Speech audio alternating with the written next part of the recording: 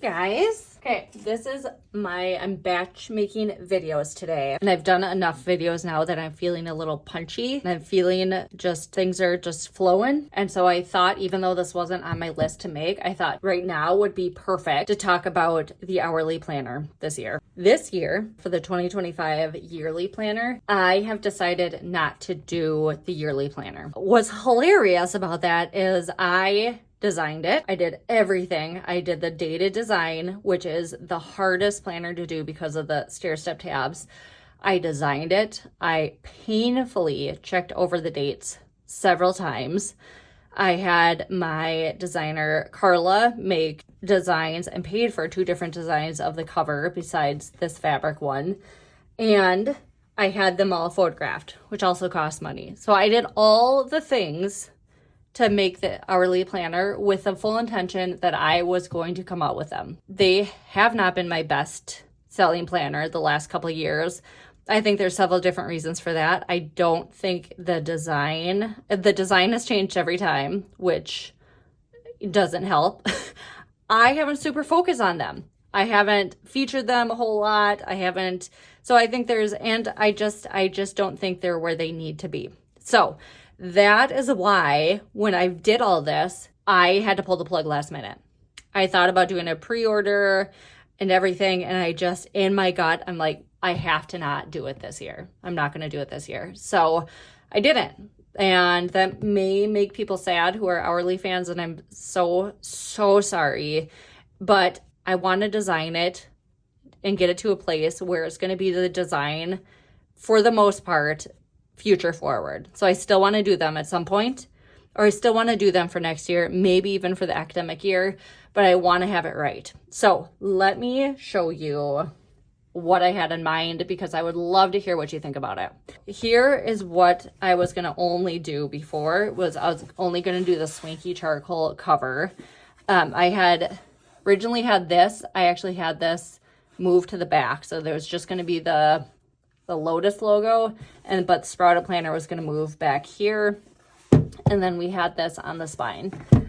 So we had stair-step tabs. Again, maybe I'm not doing it right, but this is such a pain in the butt to design a planner in with stair-step tabs.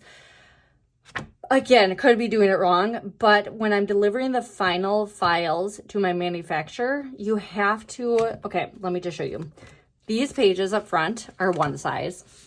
So then you have this size over here, and then this, because they cut this is a different size. And because everything is designed, so you just have January, this little bit. So I need to provide this little bit. I need to show the trim marks around here for this one, which means I need to make a January template for each one of these. So I need to design in the January, and then come February, I need to do a whole new template for it. It's a lot. It's way harder to do that in. But I did this. I did all the front pages, which are the same as the other 2 planners. We get out our dashboard. I was super excited about this because same great monthly view as before. And this is a sample, by the way. So some things may not look great because samples aren't the finished product and blah, blah, blah. So this obviously isn't good. But excuse me, this monthly page, it always bothered me that like the monthly spread on the previous versions were a different size than the actual daily and weekly planners. I don't know why it took me so long. I just moved this part over to the side. So this is the same. Oh, I could have just showed you this. This is what that was going to look like, except for bound. But like this is the same size boxes as these ones. So that was really nice, and I like the look of that. So we did that. So this is the monthly design. And then 2 pages. This is what I had for this year's design. So this, I expanded it. Everyone's like, you got to give me 1.5 inches on the columns. Like, everyone was saying that. So I'm like, okay, I hear you, and your wish is my command. So these are the 1.5 inches across the board, which did drastically reduce our checklist down here. It just had to fit into a other column so that I could keep it this size. Otherwise, it was just getting so long. So this was the design. I made these boxes bigger up here. So you could do your focus, your intention, whatever it is, bigger up here. The grid stayed on here for your schedule.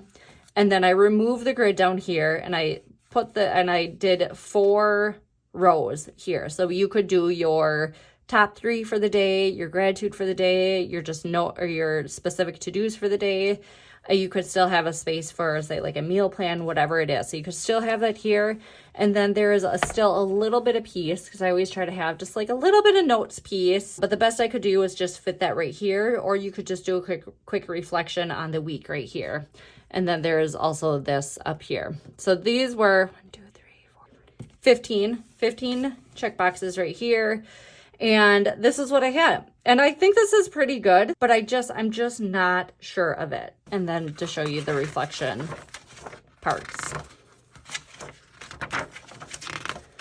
So let me show you the other 2 iterations from the past. So this was my first hourly planner. I still really love this one. I really, really love it. I love the design. I love that it was basically A5 size. It was just, it was great, but it was weird. Now, not bad weird, but weird in that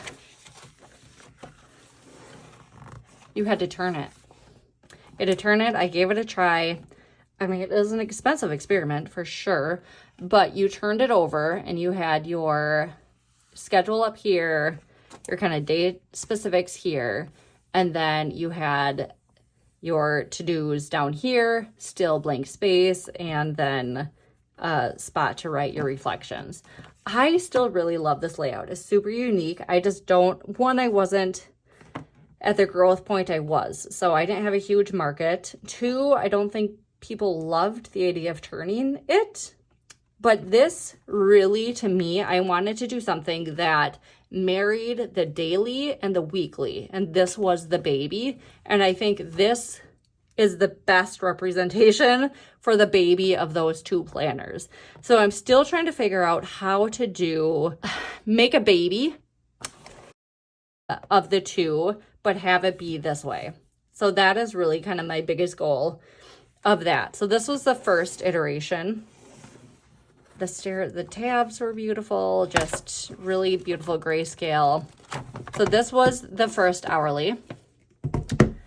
The second hourly, which is 2024, I just, also beautiful. It made it way wider.